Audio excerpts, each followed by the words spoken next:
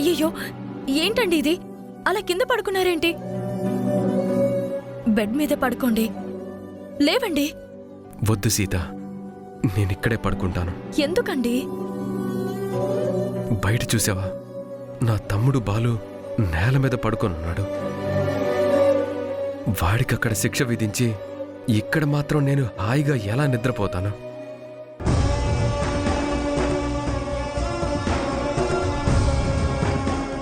చిన్నప్పటినుంచి బాలు కాస్త సుకుమారంగానే పెరిగాడు.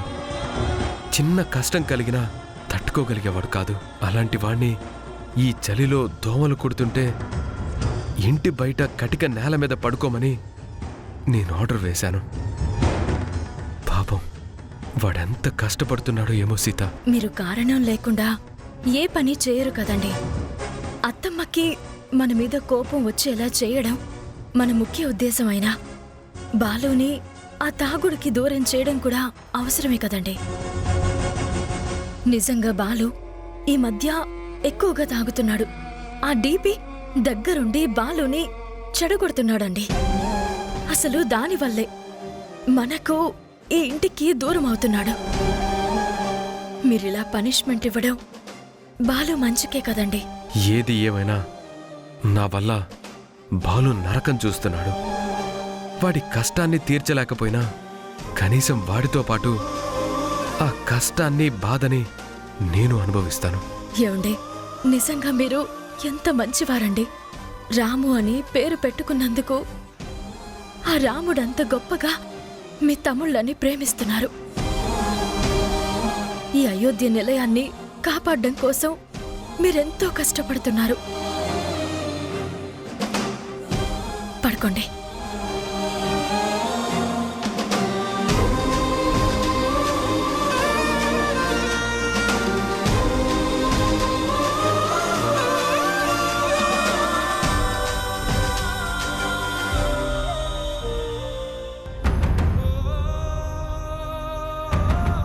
మీ తమ్ముడు సంతోషంగా ఉండాలి అని ఎంత కష్టపడుతున్నారు.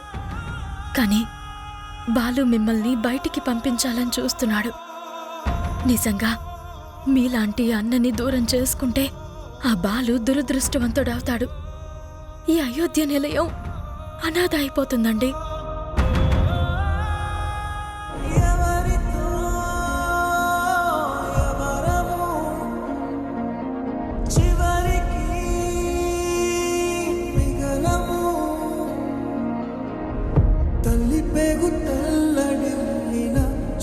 కన్ను చెమ్మగిల్లిన గుండె చెప్పుడాగిపోవుట ఆపరేములే.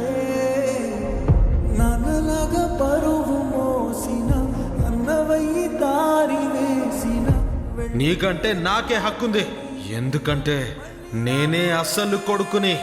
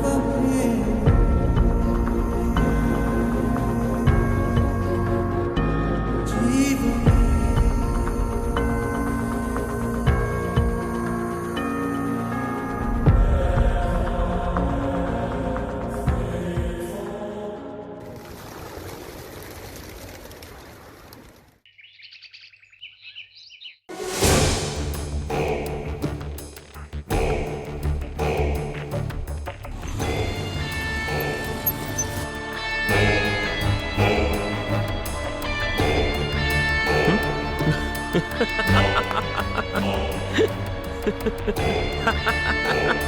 ha ha ha!